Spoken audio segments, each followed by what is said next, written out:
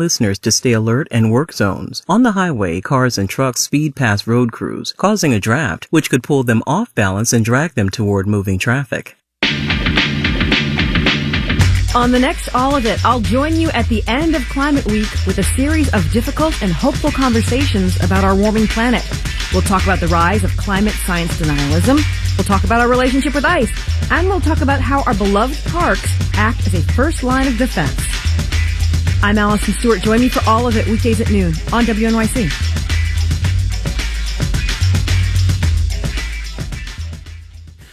The Marketplace Morning Report is coming up next, and stay with us for the BBC News Hour at 9 o'clock. Let's check in with London to see what they're working on. Good morning, BBC. Good morning, WNYC. I'm Tim Franks. On today's News Hour, the 9/11 Guantanamo detainee ruled unfit to stand trial. That's BBC News Hour, coming up at 9 on WNYC.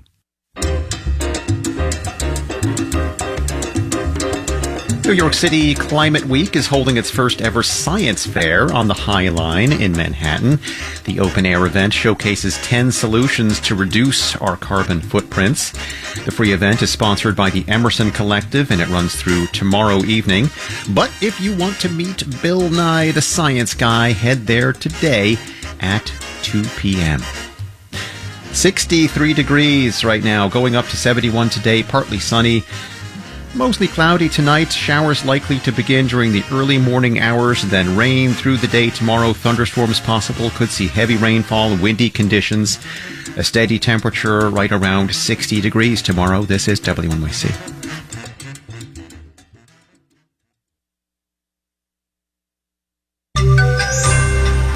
The cost of a shutdown.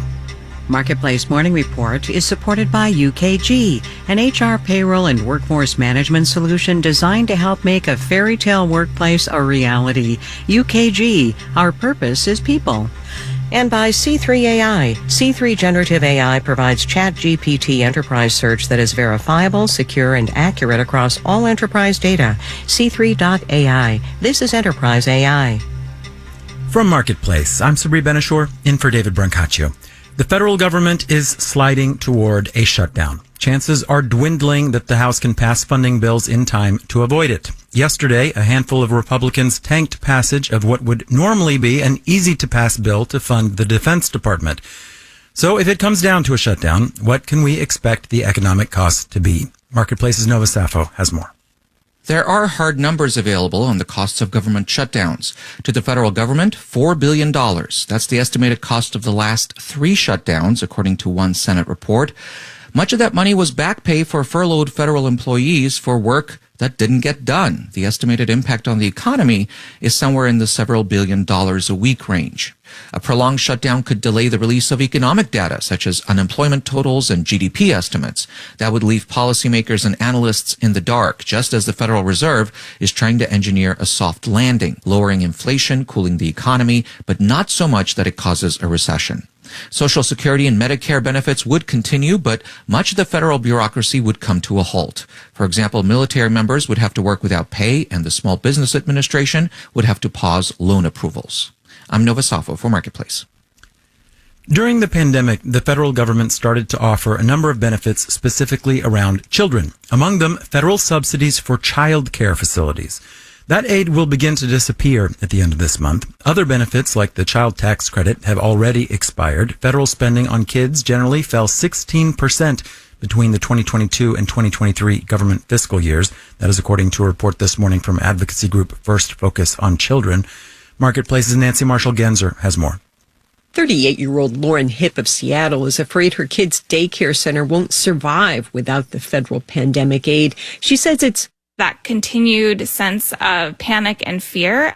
Hipp, a mother of 3, follows child care issues closely for her job with the advocacy group Moms Rising. She can work from home, but there is no way that I could keep up a full-time job and have even just my toddler at home. That would be extremely difficult.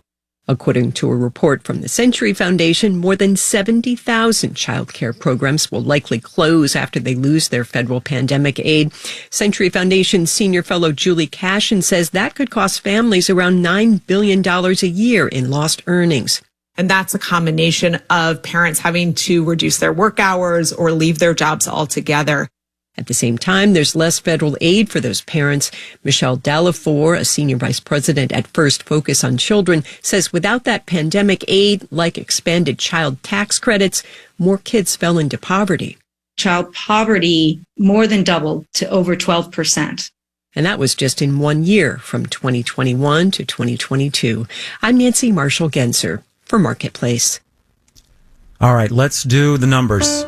The FTSE in London is up 0.6%. Dow, S&P, and NASDAQ futures are also up in the 1 to 0.4% range, with the Dow futures up 29 points. The yield on the 10-year Treasury is 4.474%.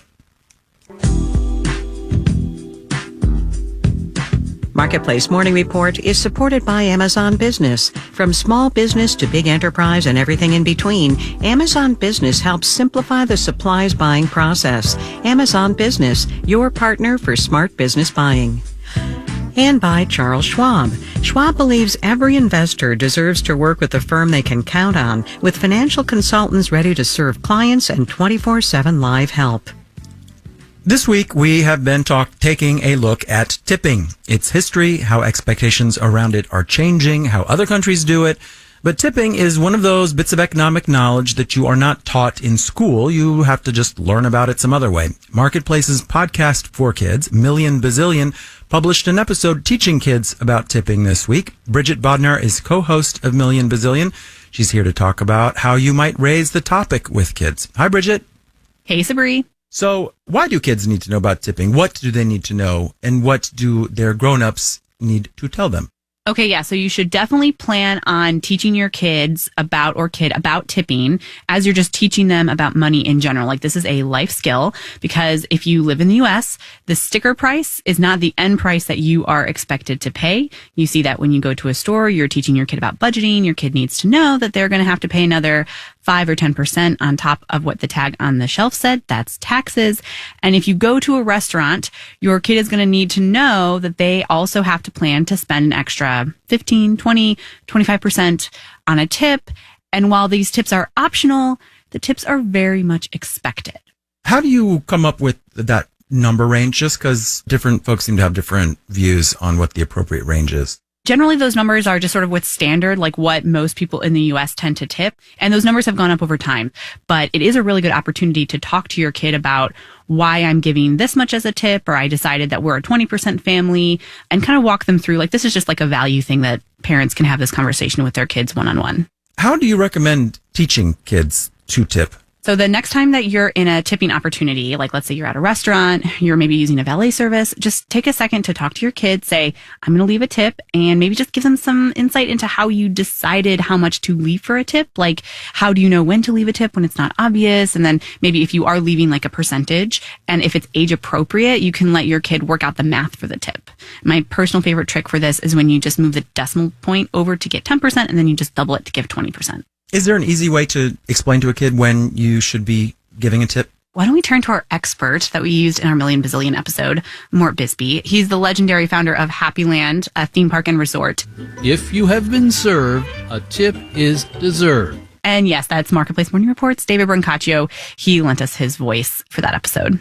Bridget Bodnar is the co-host of Marketplace's Money Podcast for Kids. New episodes drop every Tuesday. That's Million Bazillion. Bridget, always great to talk to you. Thanks, you too, Sabri. And you can find a lot more from our series on tipping. We've got some history of tipping, some information on the debate on tipping in South Korea and the UK. And you can find that online at marketplace.org. In New York, I'm Sabri Benishore with the Marketplace Morning Report. From APM, American Public Media.